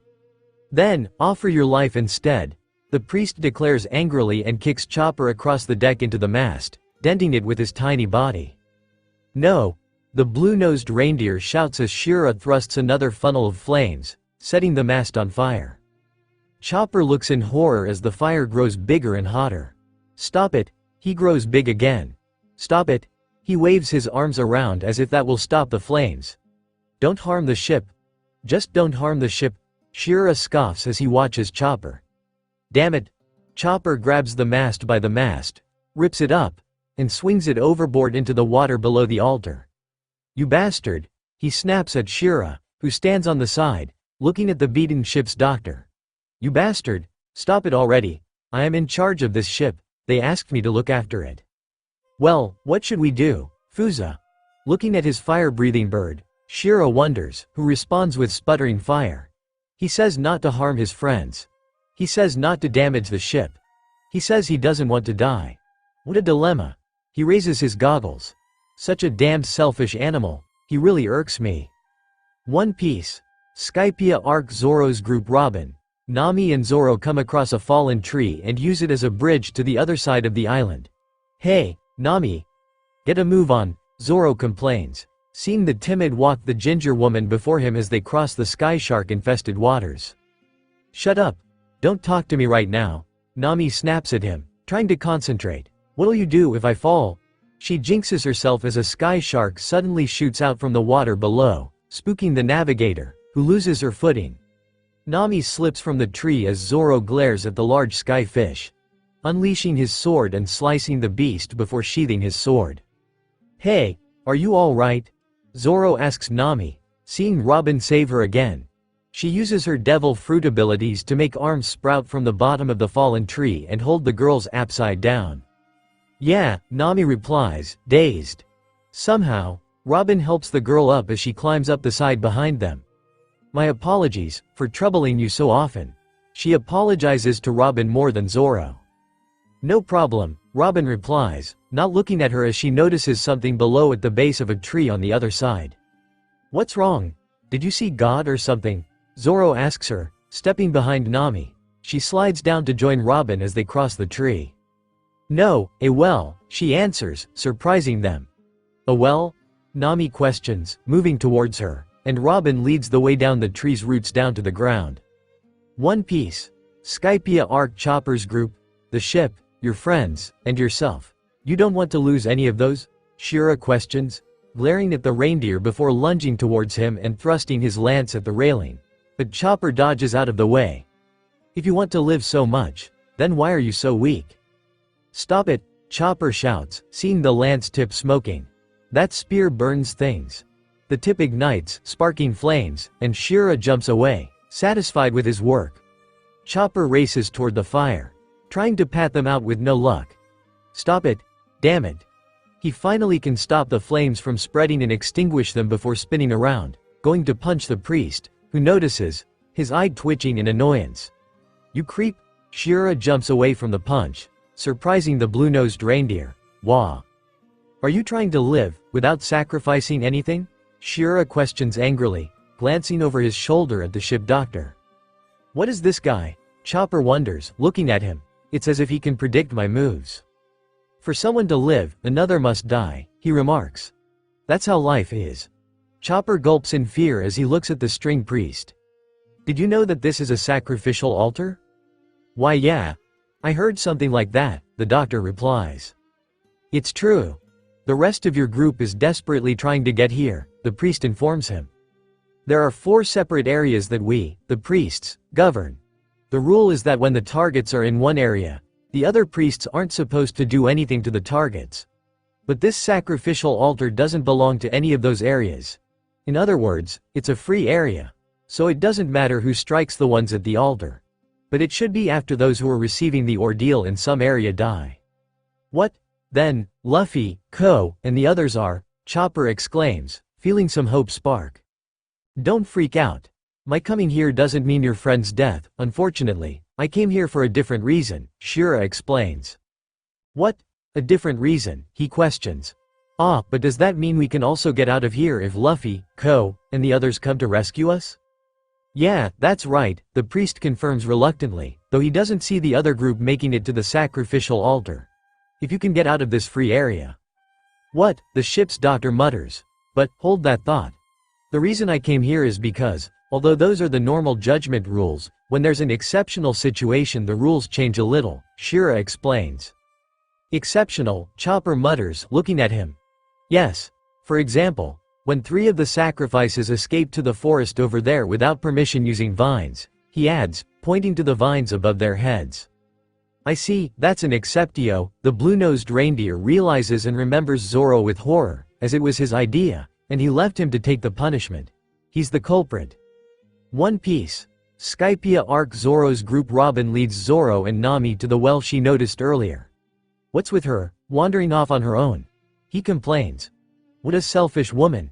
He cringes as he walks behind Nami. I don't think I could take being called selfish by you, Nami grumbles. Huh? Zoro snaps, glaring at her. Because of you. I feel that I've gone through so many hardships that I wouldn't have had to. She retorts, making him grimace and think about Dakota, but he hopes she doesn't feel the same way. Really? He mutters. One Piece, Skypiea Arc. Chopper's group Chopper gapes in utter horror at Zoro and the others, leaving him in a dangerous situation all because of them. Someone has to die to atone for the others' crimes of escaping, Shira informs him. Sacrifice is a fact of life. Especially if they are to come back, in order that they can more deeply realize their own fault when they see their friend's death. He grabs his lance and swings it around to intimidate the reindeer. Offer your life, to God. He jumps from the top deck towards Chopper. No, Chopper shouts, swinging his fist to punch the priest, who jabs his lance into the doctor's shoulder, piercing him, and a small flame flickers as he falls to the deck. Shira lands in a crouch as he looks at Chopper before grabbing the ship's doctor by the throat and readying his lance. Die, the string priest mutters. Chopper looks at it in fear, wishing someone, anyone, would save him. Shira hisses as he senses Gonfall approaching with great speed and soon appears over his shoulder on Pierre. Shira quickly turns as Gonfall falls towards him, his lance raised, and the two Sky Islanders clash. Chopper watches, happy to get some help finally. Sorry to have kept you waiting, Gonfall says. Sky Knight, Chopper yells as he watches the two clashing together. HMPH. Looks like a surprise guest showed up, Shira muses, smirking at the former god. Gonfall jumps, landing on Pierre, beginning an aerial fight as Shira jumps onto Fuza, following him. Gonfall. Sky Knight, he shouts gleefully as he watches them circling the sky. He is quite good. He is a worthy opponent, Gonfall remarks, watching Shira. Let's get rough with him, Pierre. The bird squawks in agreement. What's that old previous god doing here? Shira growls, glaring at the Sky Knight. Shall we play with him a little, Fuza? The bird shrieks in agreement. Just keep barking, he shouts, swinging around to face the priest. We don't need two gods on this island. The priest sneers and clashes, making sparks as their lances hit each other. Shira volts back from the force, and Pierre zooms down, skimming along the water's surface before lifting up with a trail behind him as he passes an overexcited Chopper. Go! Chopper cheers for the Sky Knight. Shira and Gonfall fly next to each other when the priest tries swinging his lance at the Sky Knight, who easily jumps away. Shira gulps as he looks around, sensing what Gonfall is about to do, and turns his head to see the former god behind him. Gonfall raises his arm, and Shira looks at him in shock and swipes his lance across, only scratching the older man's. Shira looks at him in shock as Gonfall moves towards him calmly and places his hand on the priest's chest. There's a moment of terror on his face. Gonfall uses the impact dial in his gauntlet, and Shira flies back from the force and falls. Sky Knight, Chopper cheers as he watches Fuza try to catch his falling rider, and the same goes for Pierre catching Gonfall. We need to give him one more push, Pierre. Let's go, Gonfall declares as they move towards the injured priest. Son of a bitch, Shira growls, holding his stomach in pain, blood dripping from his mouth. You probably came here knowing this, but you're already a criminal. I'll show you what I do to aggravating fools like you. He pulls his goggles down, shields his eyes, and stands on Fuza's back. String ordeal. One Piece, Skypiea Arc Luffy's group.